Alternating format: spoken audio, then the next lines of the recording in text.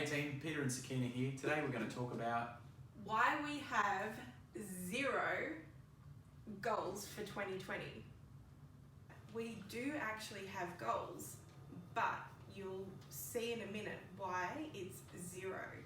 So the 3 topics that we'll talk about today are our goals. So we have 0 bad debt. We also have double our wealth with $0 down and go from 0 subscribers on YouTube to, we're hoping and we're working towards 1,000 by the end of the year. Okay, 0 bad debt.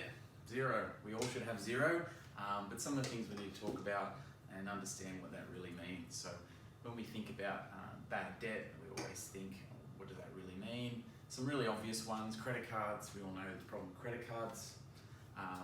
They're convenient, they're easy. The challenge is it doesn't feel like it's real money, so we tend to spend a lot of that, but we don't think about what that means when we don't pay that down. So some of the biggest problems with credit cards, they're often 15 to 20% interest per month.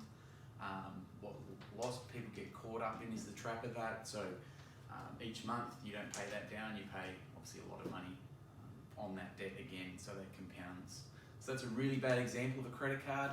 It can be used well, but it's not for the majority of people. Probably other bad debt things you can think about is anything you buy that you can't make money off. So often things like that, we want a brand new TV, we want lots of stuff because everyone else has got stuff, but those things, they don't make us any money, they don't help us, they put us behind some of our goals that we want to achieve.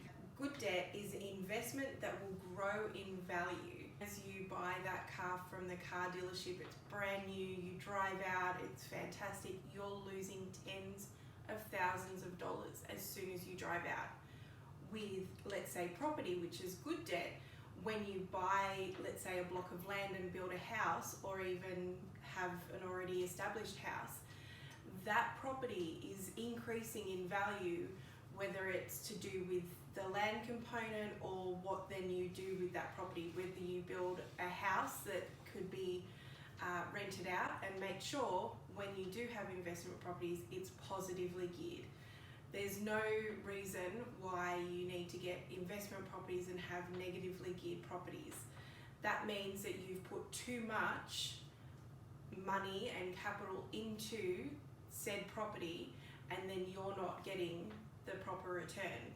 So always make sure they're positively geared, and that's good debt. So we want more of those good debt scenarios. Anything that's going to save you time and money is also good debt. Your time is better spent looking for more investment properties, looking for more blocks of land, working with the contractors to fix a property up, but you don't have time to look after your own house, whether it be cleaning or garden maintenance, then you can actually employ people, and that's considered actually good debt because your time is then spent on more profitable scenarios for you. So it depends on how much time that you have for everything and how much time you value your worth at.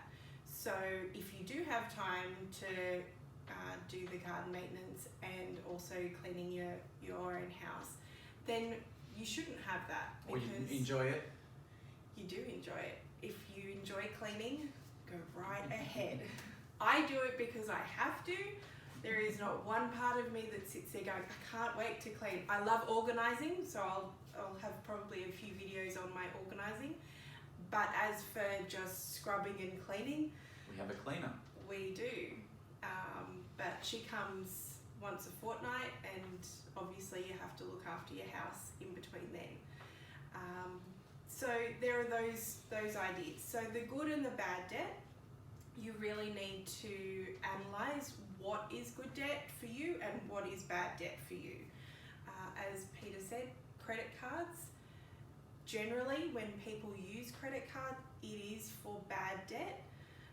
They're just buying stuff, whether it be Xbox, PlayStation, makeup, clothes, night out with friends, dinner, drinks, whatever it is, that's bad debt. If you're using that credit card positively to then make, let's say, the home that you're living in, that home loan get reduced, that's good debt, but it's still the same mechanism of a credit card. So there's that kind of thin line of what is good and what is bad debt. Generally speaking, investment properties are that stock standard good debt. So another big goal we've got is how do we double our wealth with zero money down via property development? This is something we haven't yet achieved, something we're really working on. We've got a few ideas and thoughts around how to do this, but really what it means is to do this really well, you need some good relationships and partnerships and work with like-minded people who are trying to achieve the same goal as you.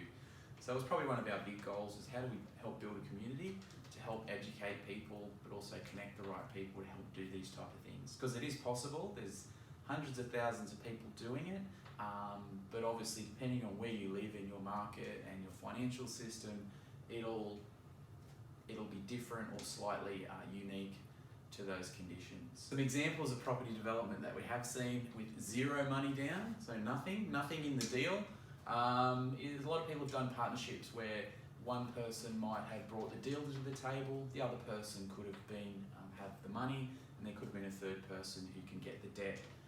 So as a team, they can come together, but ourselves as an individual, we haven't actually put any money down in that deal. They're often called things like joint ventures or partnerships or syndicates, things like that. So just thinking a little more creative. Often they're done well with family and friends, but obviously you all have to understand why you're going into it, what goals you have, and everyone's aware of how the process can work.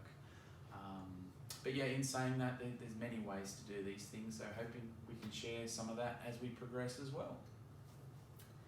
Our next point is go from 0 subscribers to 1,000. So that's our goal. We're keeping it quite conservative. We haven't actually utilised YouTube in this form before. We've always been avid subscribers to other people's pages, and we watch YouTube quite a lot for information and ideas, but we haven't actually done any information videos for others. So please help us get to our goal. Yeah, and add comments, ask questions. We've got lots of information, lots of mentors we follow as well. We've probably saved tens of thousands of hours of sifting out the good from the bad, but it's good to know via comments what you like, what you want to know, what are your current challenges, and so we can create content to help answer those as well. Hey team, don't forget to subscribe to gain information and helpful tips around financial freedom, some of the property investment things we spoke about, as well as many other topics and subjects we'll cover.